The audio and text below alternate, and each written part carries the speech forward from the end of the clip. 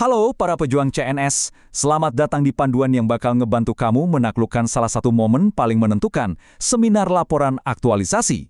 Yuk kita langsung bedah tuntas strateginya. Kamu cuma punya waktu 15 menit. Yap, cuma segitu.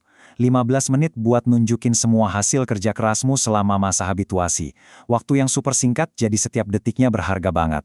Pertanyaannya sekarang, gimana caranya dalam 15 menit itu kamu bisa buktiin kalau kamu emang layak? Tekanannya pasti ada ya. Tapi kuncinya bukan soal ngomong lebih cepat, tapi gimana caranya bicara lebih cerdas dan tepat sasaran. Dan ini dia rahasianya. Kunci utamanya adalah kamu harus bisa masuk ke dalam kepala penguji, coach, dan juga mentor kamu. Coba deh, berpikir dari sudut pandang mereka. Kira-kira apa sih yang mereka cari? Oke. Ini dia peta kita. Kita akan mulai dari tantangan 15 menit itu sendiri, terus kita kupas tuntas 3 kriteria utama penilaian, dan kita tutup dengan rencana masa depan yang solid.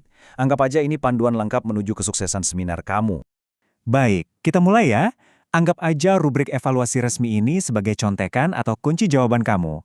Kalau kamu paham ini, kamu udah selangkah lebih maju dalam menyusun presentasi yang bakal bikin penguji terkesan. Nah, coba perhatikan baik-baik. Semua rahasianya ada di sini, di tabel ini. Menurut pedoman resmi dari LAN RI, seluruh penilaian seminar kamu itu bertumpu pada 3 pilar utama. Apa aja itu? Capaian pelaksanaan, kualitas dan manfaat, dan teknik komunikasi. Yuk kita bongkar satu persatu. Oke, kita masuk ke kriteria pertama. Walaupun bobotnya kelihatannya kecil ya, cuma 5%, tapi jangan diremehin. Ini adalah fondasi dari semua laporan kamu. Sederhananya, ini soal bukti. Kamu harus bisa ngebuktiin kalau kamu beneran ngerjain apa yang udah kamu tulis. Jadi pertanyaannya adalah, gimana caranya ngasih bukti yang nggak terbantahkan? Penguji itu nggak mau cuma dengerin cerita, mereka mau lihat bukti nyata. Setiap kegiatan yang kamu rencanain harus ada buktinya. Titik. Nah, biar nilai kamu maksimal di bagian ini, kamu harus siapin amunisi yang lengkap.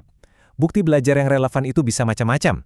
Bisa dokumen, notulensi, foto before after, rekaman, video, apapun itu. Intinya, jangan cuma bilang, tapi tunjukkan. Show, don't tell.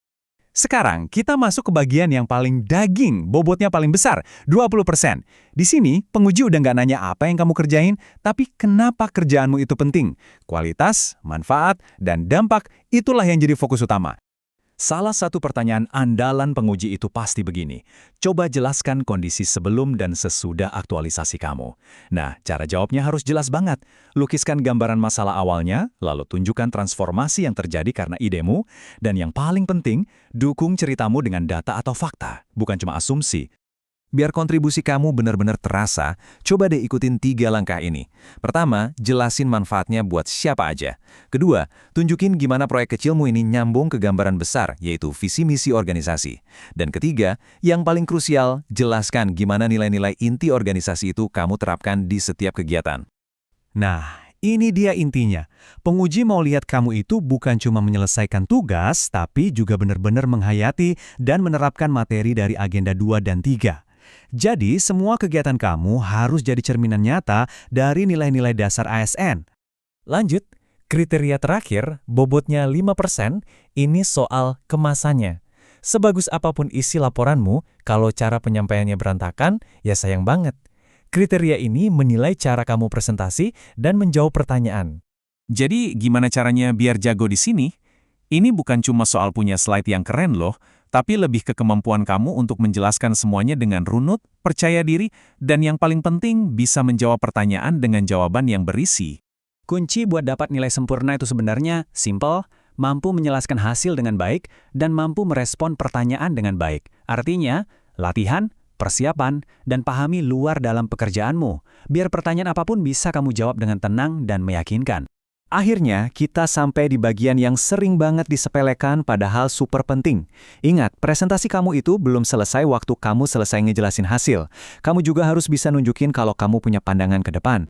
Penguji itu hampir pasti akan nanya, oke, bagus, terus rencana tindak lanjutnya apa? Mereka sebenarnya lagi ngetes kamu. Apakah inisiatif ini cuma berhenti buat laporan aja, atau kamu beneran punya visi untuk melanjutkannya? Jadi, jangan cuma ngasih daftar kegiatan ya. Rencana tindak lanjut ini adalah panggung buat kamu nunjukin potensi kepemimpinanmu. Ini bukti kalau kamu berpikir strategis dan berkomitmen untuk perbaikan jangka panjang.